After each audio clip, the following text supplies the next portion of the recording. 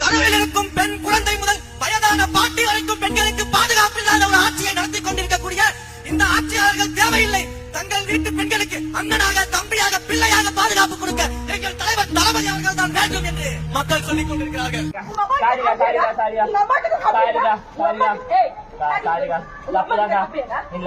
இந்த இடம் இதோ இப்படி படுக்க வச்சிருந்தாங்க அந்த குழந்தை காலுனா இதோ இப்படி ஆடுதுண்ணா. அந்த குழந்தைக்கு சுயநலவே இல்லைன்னா அப்போ அந்த குழந்தை எந்த அளவுக்கு பாதிக்கப்பட்டிருக்கு, எந்த அளவுக்கு இதா இருக்கு.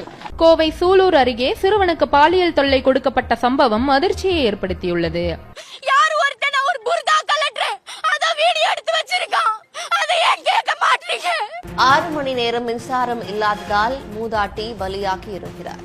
எனக்கு தெரிஞ்சு அவனோட போல்டர்ல நான் பார்த்தப்ப 8000 சில்லற வீடியோ இருந்துச்சு.